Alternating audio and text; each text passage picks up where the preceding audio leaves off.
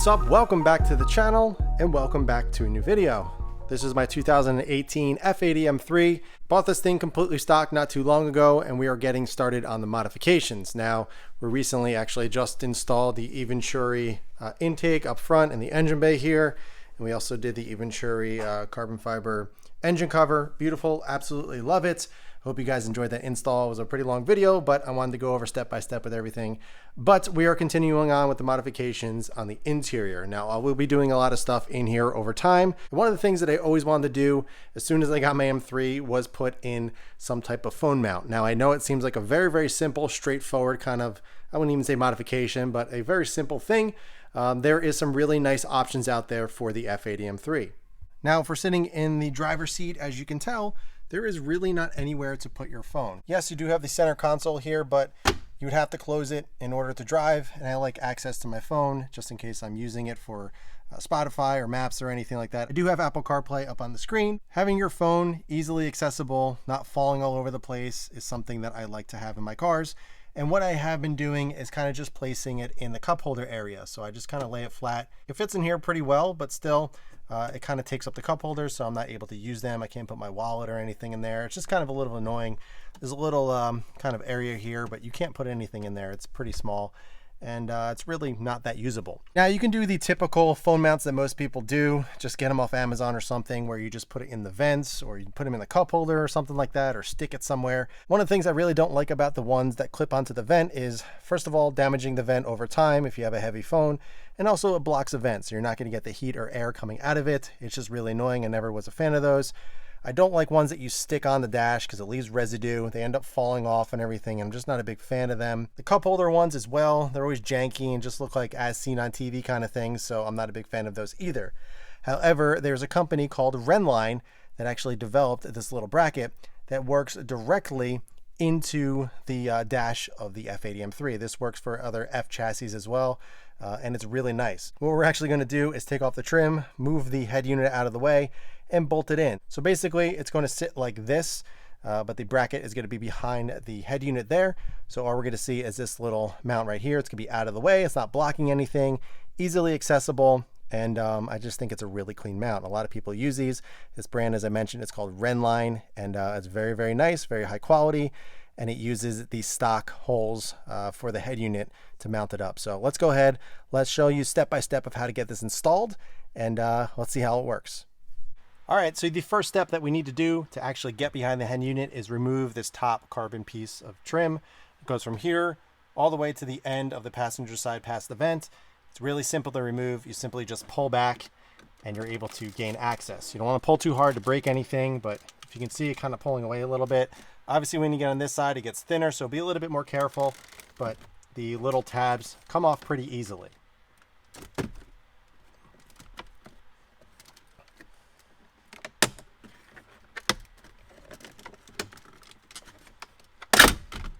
All right, so now that we got the trim off, you can simply do two different things. You can either unplug the little plugs underneath here, or you can take a microfiber, which I'm gonna do because I hate unplugging anything in case something breaks, but simply put a microfiber up there, protect the screen, and you can simply just lay it up top like that, and you are good to go. So simply just make sure it's in a good position. Obviously keep your hand on it so it doesn't fall, but it's in a good spot that's going to stay there, and we're not going to have any issues. So once we get this done, the next piece we're actually going to remove is down here. I'll move the camera so you guys can see. All right, so the next place we need to get to is this trim piece down here.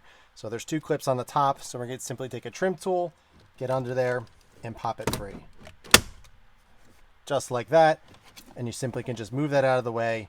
You don't need to disconnect anything because all we need to access are these two bolts and then the two bolts on the other side. All right, so we moved all the trim pieces that we need to gain access to the 4 screws for the head unit. So as you can see, there's one here, one up here, and then on the same side. They're actually a T20, so get a T20 screwdriver. We're simply going to remove completely the passenger side screws and just loosen up the driver's side.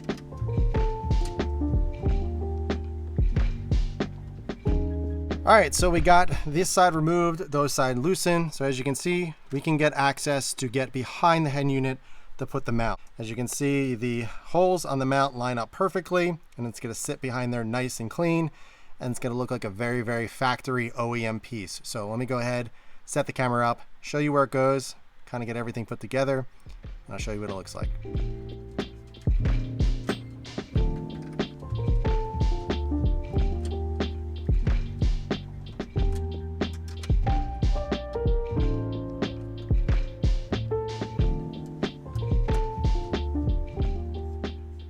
Alright, so we got everything screwed down, everything back to normal. So now we all got to do is just put all the trim back. So for this bottom trim piece, you can see the 2 clips behind there. You just kind of want to hook it onto the back of the dash, the leather trim, line it up, and push it back into place. Perfect. Now for the top, just simply move this down. Don't have to plug anything back in because we didn't remove it. Position it back into place and pop it in.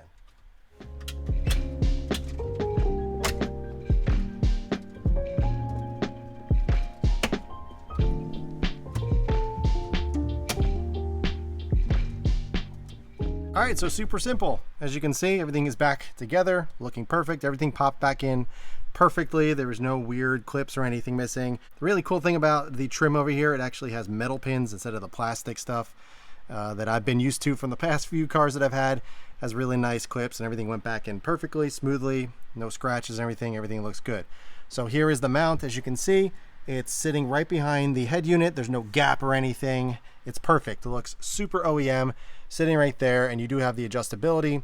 There is a little plastic nut in the back that you can actually tighten, so you can position it the way that you want. But what I'm going to do next is actually put the magnet on the back of my phone. Most likely I'm going to put it on the outside of the case. I do have a thick case on my phone, so I'll probably get to put it on the outside since it'll actually magnetize a little bit better onto here and hold better. So I'm going to go ahead and do that, and I'll show you guys what it looks like. Got everything positioned the way that I want it. Again, there is a plastic nut on the back that you just kind of position this and then you tighten so it stays in one spot. So I put the magnet on the outside of my phone case. I was going to put it up a little bit higher, but as you can see, my case has these kind of divots in there and it wouldn't sit flush. So I just put it right in the middle. You can put it on the inside of your case so you don't see this at all if you want, if you have a much thinner case. But my case is pretty thick and I was playing around with it inside the case and it wasn't sticking as well. So have it out there. The magnet is super thin, so it's not intrusive or anything like that. But as you can see, stick it right on, stays right there, doesn't move. It's very strong, very firm. And I'm not fearful it's gonna fall or anything because it really is on there very, very well. And the great thing about this is, as you can see, I have access to all the buttons. It's not blocking any vents. It's not blocking anything. So I have complete access to anything that I need over here. And yeah, it's perfect. I'm really happy. I didn't have to use any of the vents or anything like that. I don't have to take up the cup holder anymore. So it is really nice that I can just pop that on and go. Now we can take a look at it over here. You can see the little ball joint right there, the little plastic nut that I was talking about. And absolutely beautiful. I'm really a big fan of this. I've never had the ability or an application to be able to use one of these. So super, super happy that I finally am able to use one.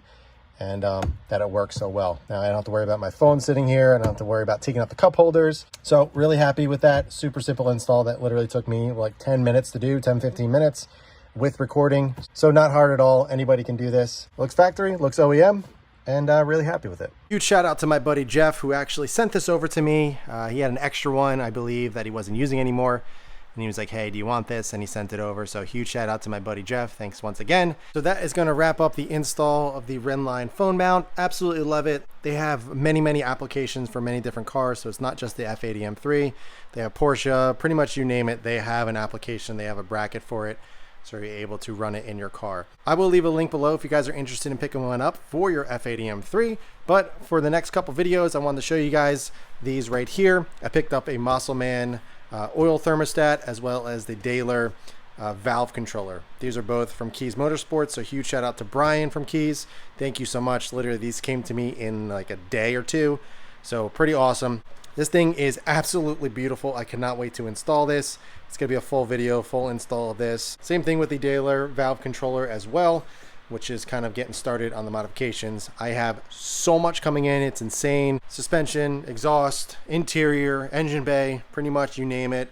This car is gonna be absolutely amazing, and I can't wait to show you. So that's gotta wrap it up for this one, guys. If you have any questions at all about the Rennline phone mount or anything else on the M3, be sure to ask in the comments below. But in the meantime, keep it clean, keep it simple, and I'll catch you guys in the next one.